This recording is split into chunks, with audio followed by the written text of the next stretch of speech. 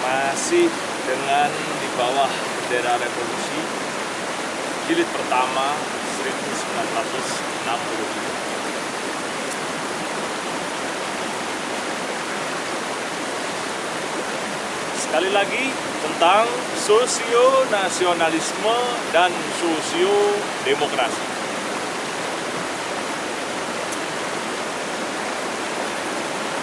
Tentang semangat perburuan.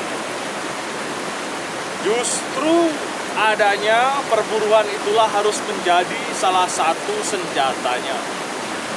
Sosio-nasionalisme melawan imperialisme dan kapitalisme bukan hilangnya perburuan yang mustahil dan antisosial. Oleh karena itulah, maka salah satu kewajiban sosio-nasionalis ialah mengobarkan semangat perlawanan kaum buruh itu dan mengorganisir kaum buruh itu di dalam badan-badan serikat-serikat sekerja yang kuat dan sentausa. Hanya dengan jalan yang demikian kita punya politik, ya, adalah politik yang berdiri di atas realitis alias keadaan yang nyata. Jadi, beri kehidupan, pencaharian merdeka harus kita pujikan dan anjurkan sebagai salah satu alat mengurangkan rasa ketidakmampuan di dalam masyarakat kita yang hampir habis rasa percaya dirinya.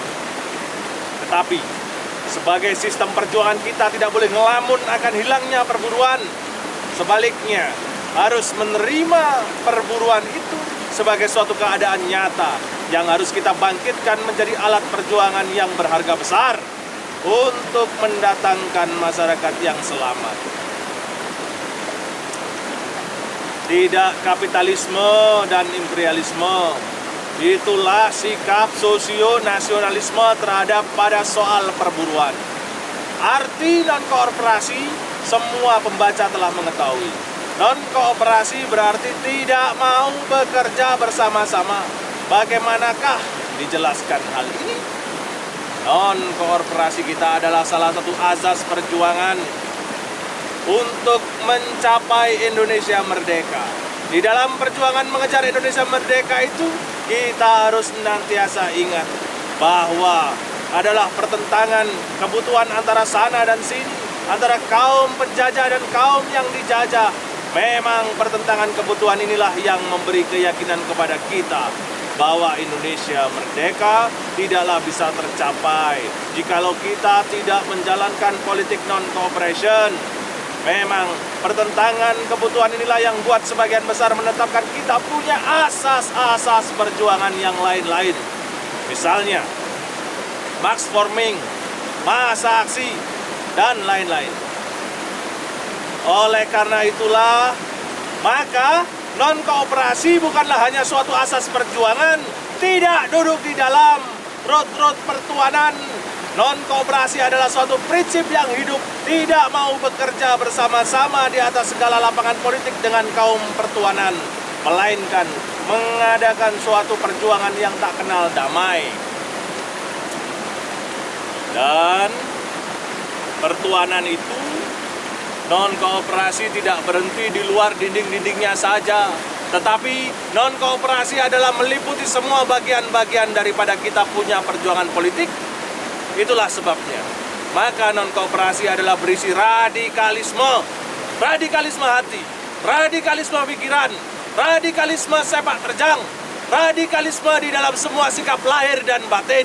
Non-kooperasi meminta kegiatan. Salah satu bagian daripada kita punya non-cooperation adalah tidak mau duduk di dalam dewan-dewan kaum pertuanan. Sekarang, apakah Tweede Kamer juga termasuk dalam dewan-dewan kaum pertuanan itu?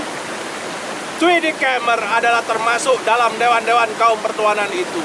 Sebab Justru Tweede Kamer itu bagi kita adalah suatu pembadanan, suatu penjelmaan daripada kolonialisme Holland.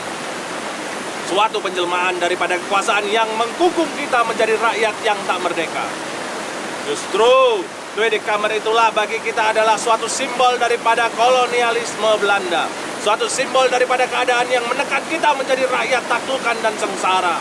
Oleh karena itu, maka non-kooperasi kita sudah di dalam asasnya harus setuju juga kepada Tweede Kamer khususnya dan Staten General umumnya.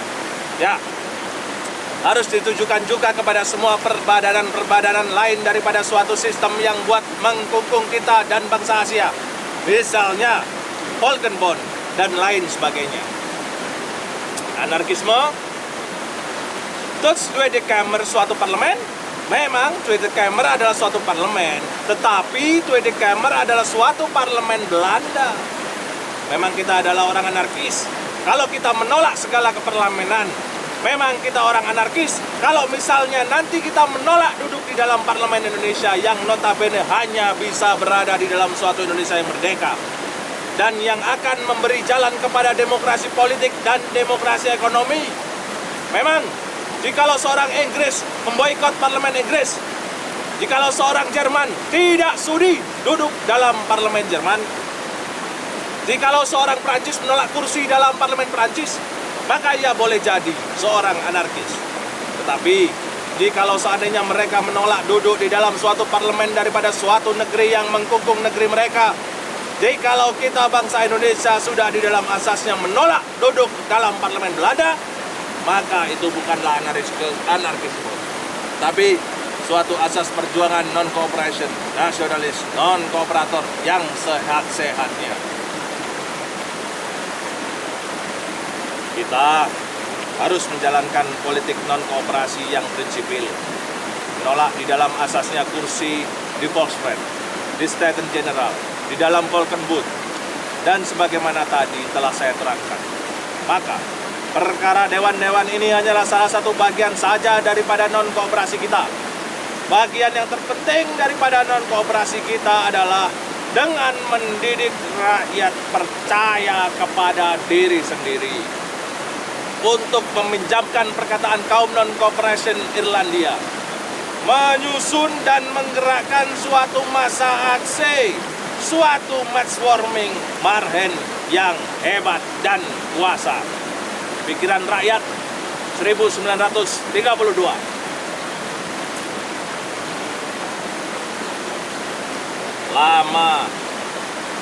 Lama kepercayaan diri kita telah hilang dari penjajahan satu ke penjajahan yang lain, dari penjajahan luar hingga penjajahan dari dalam. Hari ini Bung Karno, Bung Hatta, Syahrir, maafkan kami, anak cucumu yang masih terus bertikai di dalam perut-perut kekuasaan kapitalisme.